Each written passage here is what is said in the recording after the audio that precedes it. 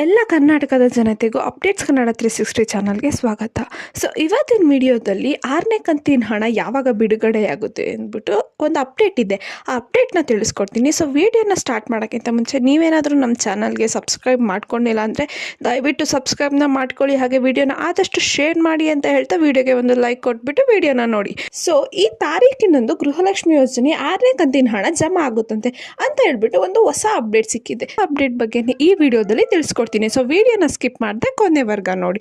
So ಫಲಾನುಭವಿಯ ಮಹಿಳೆಗೆ ಈಗಾಗಲೇ 10,000 ರೂಪಾಯಿ ಉಚಿತವಾಗಿ ಸರ್ಕಾರದ ಕಡೆಯಿಂದ ಗೃಹಲಕ್ಷ್ಮಿ ಯೋಜನೆ ಅಡಿಯಲ್ಲಿ ಸಿಕ್ಕಿದೆ. ಅಂದರೆ 5 ಕಂತಿನ ಹಣ ಯಾರ್ಯಾರೆಲ್ಲ ಪಡ್ಕೊಂಡಿದ್ದಾರೆ ಅವರಿಗೆ ಒಟ್ಟಾರೆ 10,000 ರೂಪಾಯಿ ಉಚಿತವಾಗಿ ಸರ್ಕಾರದ ಕಡೆಯಿಂದ ಸಿಕ್ಕಿದೆ. ನಾನು ಲಾಸ್ಟ್ ವಿಡಿಯೋದಲ್ಲೆಲ್ಲ ತಿಳಿಸ್ಕೊಂಡಂಗೆ ಗೃಹಲಕ್ಷ್ಮಿ ಯೋಜನೆ 5ನೇ ಕಂತಿನ ಹಣ ಬಿಡುಗಡೆ ಆಗಿದ್ದು.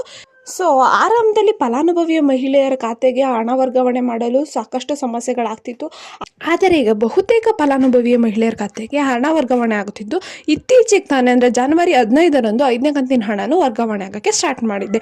ಸೊ ಈ ಒಂದು 25 ಜಿಲ್ಲೆಯ ಲಿಸ್ಟ್ನ ಬಿಟ್ಟಿದ್ರು. ಈ ಜಿಲ್ಲೆಗಳಿಗೆ 5ನೇ ಕಂತಿನ ಹಣನ ಜಮಾ ಮಾಡೋ ಪ್ರಕ್ರಿಯೆಯನ್ನು ಸ್ಟಾರ್ಟ್ ಮಾಡಿದ್ದಾನೆ ಅಂತ. ಸೊ ನಾನು ಯಾವ್ಯಾವ ಜಿಲ್ಲೆ ಅಂದ್ಬಿಟ್ಟು ಒಂದು ಲಾಸ್ಟ್ ವಿಡಿಯೋದಲ್ಲಿ ತಿಳಿಸಿದ್ದೇನೆ. ಏನಾದರೂ ನಿಮ್ಮ ಜಿಲ್ಲೆ ಇದೆಯೋ ಇಲ್ವೋ ಅಂತ ಚೆಕ್ ಮಾಡಬೇಕಂದ್ರೆ ನೀವು ಲಾಸ್ಟ್ ವಿಡಿಯೋನ ನೋಡಬೇಕು. ದಯವಿಟ್ಟು ಯಾರೆಲ್ಲ ವಿಡಿಯೋ ನೋಡಿಲ್ಲ ದಯವಿಟ್ಟು ಆ ವಿಡಿಯೋನ ನೋಡಿ. 5ನೇ ಕಂತಿನ ಹಣ ಕೂಡ ಜನವರಿ ತಿಂಗಳಲ್ಲೇ ವರ್ಗಾವಣೆ ಆಗಿದೆ. ಸೊ ಒಟ್ಟಾರೆ ಗೃಹಲಕ್ಷ್ಮಿ ಯೋಜನೆ 4 ಮತ್ತು 5ನೇ ಕಂತಿನ ಹಣ ಒಂದೇ ತಿಂಗಳಲ್ಲಿ ಮಹಿಳೆಯರ ಕೈ ಸೇರಿದೆ. ಸೊ ಇದುವರೆಗೂ ಹಣ ಬರದೇ ಇದ್ದವರು ಕೂಡ KYC ರಿಪೋರ್ಟ್ಸ್ಕೊಂಡಿದ್ದ ನಂತರನೇ ಅವ್ರಿಗೆ 5ನೇ ಕಂತಿನ ಹಣ ಕೂಡ ಬಂದಿರೋ ಉದಾಹರಣೆಗಳಿದಾವೆ. ಸೊ ಕೆಲವಷ್ಟು ಒಂದು ವಿಡಿಯೋದಲ್ಲಿ ಏನೇನಂತ ಕಮೆಂಟ್ ಹಾಕಿದರೆ ನಮಗೆ 5ನೇ ಕಂತು ಮತ್ತು 6ನೇ ಕಂತಿನ ಹಣ ಎರಡು ಒಟ್ಟಿಗೆ ಬಂದಿದೆ. ಇನ್ನೊಬ್ರು ಕೇಳ್ತಾರೆ 6ನೇ ಕಂತಿನ ಹಣ ಬಂದಿಲ್ಲ ಸರ್ ನಮ್ಗೆ ಅಂತ. ಸೊ ಇನ್ನು 6ನೇ ಕಂತಿನ ಹಣ ಯಾವಾಗ ಬರುತ್ತೆ ಅಂದರೆ ಸೊ ಈಗಾಗಲೇ ಜನವರಿ ತಿಂಗಳಲ್ಲಿ 2 ಕಂತಿನ ಹಣ ಮಹಿಳೆಯರ ಖಾತೆಗೆ ಡೆಪಾಸಿಟ್ ಮಾಡಿದ್ದಾರೆ. ಅಂದರೆ 4ನೇ ಕಂತು ಮತ್ತು 5ನೇ ಕಂತು ಯಾರ್ಯಾರು ಬಂದಿರಲಿಲ್ಲ 2 ಕಂತಿನ ಹಣನು ಒಂದೇ ತಿಂಗಳಲ್ಲಿ ಹಾಕಿದ್ದಾರೆ.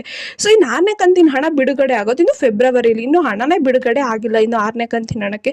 ಸೊ ಇನ್ನು ಹಣನೇ ಬಿಡುಗಡೆ ಆಗಿಲ್ಲ ಅಂದರೆ ಅವ್ರಿಗೆ 6ನೇ ಕಂತಿನ ಹಣ ಡೆಪಾಸಿಟ್ ಹಾಕೋಕ್ಕೆ ಚಾನ್ಸೇ ಇಲ್ಲ. ಸೊ ಇನ್ನು 6ನೇ ಕಂತಿನ ಹಣ ಬಿಡುಗಡೆ ಫೆಬ್ರವರಿ ತಿಂಗಳಲ್ಲಿ ಅದು ಮೊದಲನೇ ವಾರದಲ್ಲಿ 6ನೇ ಕಂತಿನ ಹಣ ಬಿಡುಗಡೆ ಮಾಡ್ತಾರೆ.